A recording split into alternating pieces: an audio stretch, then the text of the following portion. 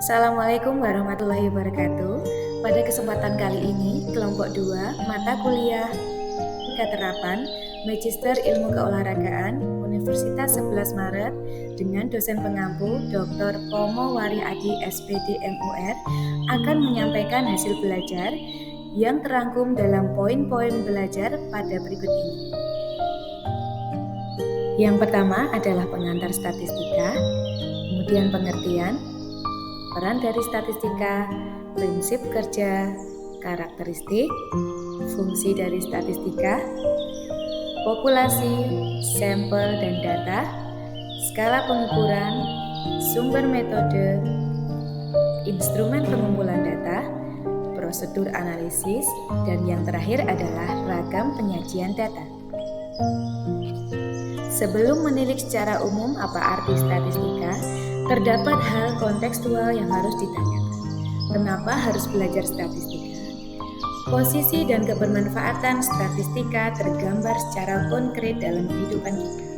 Statistika sebagai alat yang dapat mengilustrasikan dan menerjemahkan data bagi pihak yang menghasilkan data statistik untuk mengambil sebuah keputusan atau kesimpulan. Ini menggambarkan bahwa statistika dapat digunakan sebagai alat komunikasi dan deskripsi.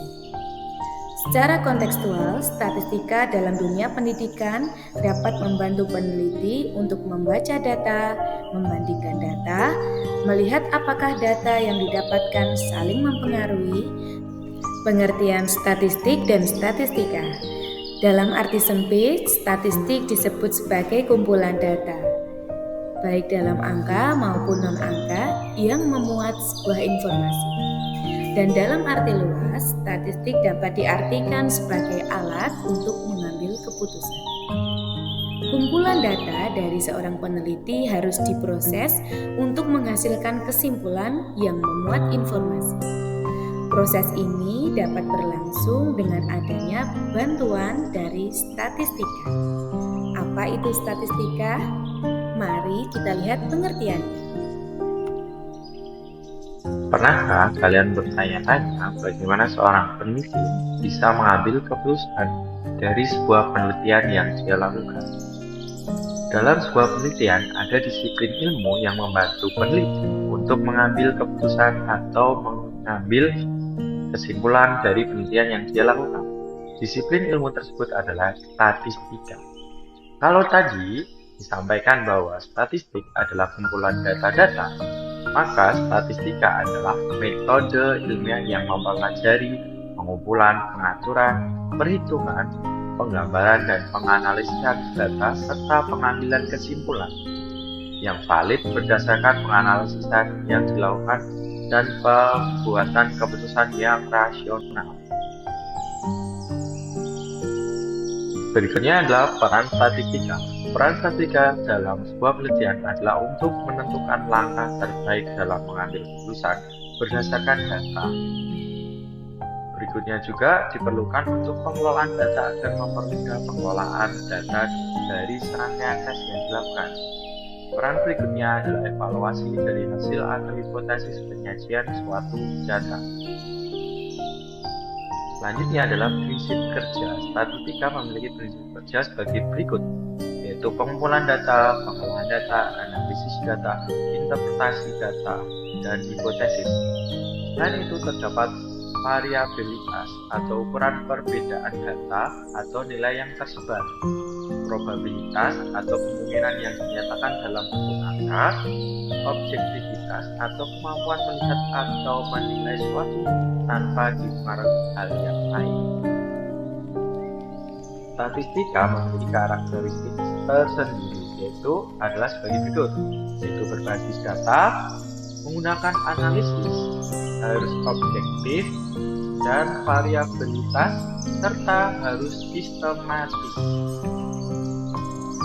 Yang selanjutnya kita akan mempelajari tentang fungsi statistika. Yang pertama, sebagai alat komunikasi, membantu memahami informasi tanpa harus melihat seluruh data mentah.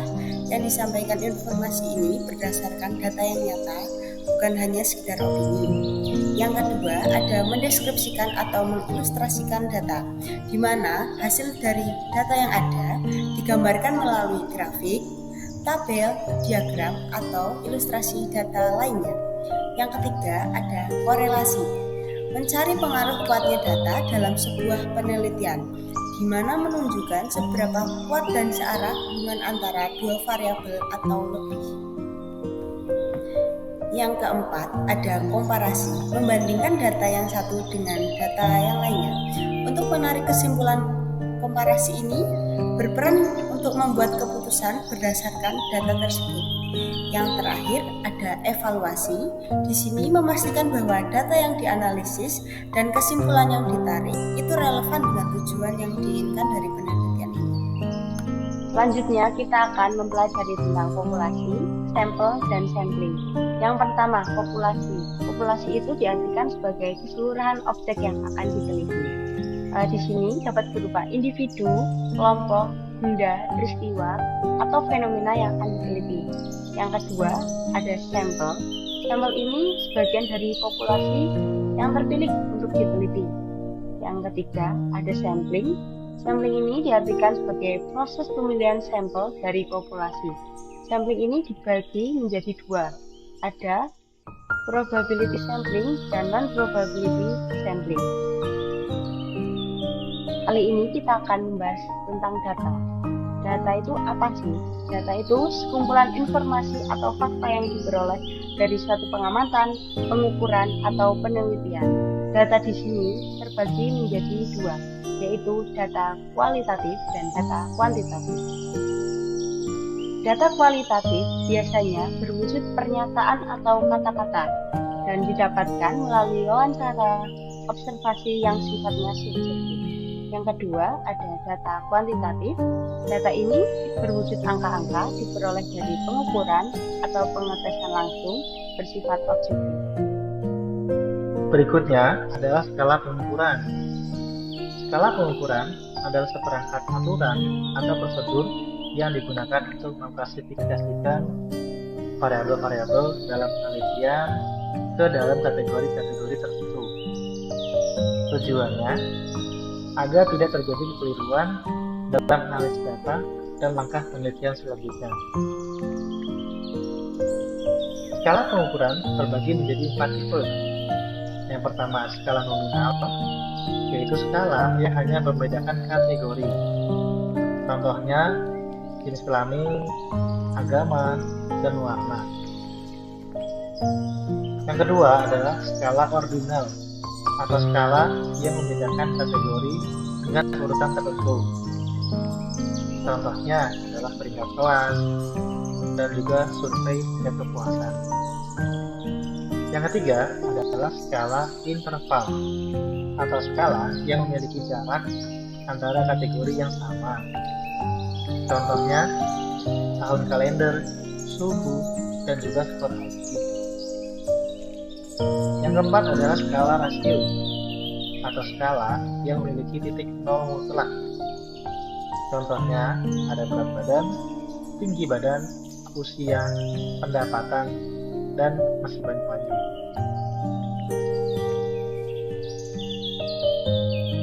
Setelah memahami tentang apa itu data dan skala pengukuran, sekarang kita beralih ke bagaimana cara mengumpulkan data tersebut. Data dapat dikumpulkan melalui dua sumber. Yang pertama adalah sumber primer, yaitu sumber yang berasal dari sumber pertama melalui wawancara, observasi, atau kuesioner. Yang kedua adalah data sekunder yang berupa data melalui perantara, seperti contohnya laporan, jurnal, dan publikasi. Selain itu juga terdapat metode pengumpulan data. Ada kuesioner, wawancara, tes, observasi, pengukuran, dan juga survei. Data-data tersebut bisa dikumpulkan menggunakan instrumen pengumpulan data. Instrumen pengumpulan data adalah alat atau perangkat yang digunakan dalam pengumpulan. Biasanya berupa kuesioner, atau menggunakan perangkat lunak lainnya. Setelah data terkumpul, langkah selanjutnya adalah menganalisis data tersebut. Seperti apa sih prosedurnya? Nah, tahap pertama adalah tentu pengumpulan data itu sendiri melalui berbagai macam sumber dengan metode yang telah ditentukan. Tahap kedua adalah pengolahan data yang berupa membersihkan, mentransformasi, dan mempersiapkan data untuk dianalisis. Tahap ketiga adalah analisis data dengan menggunakan berbagai macam teknik statistik atau analisis. Tahap keempat, setelah data dianalisis, maka data perlu diinterpretasikan atau ditafsirkan untuk menjawab pertanyaan penelitian. Setelah semua prosedur ini dijalankan, maka dapat disajikan dengan beragam penyajian data.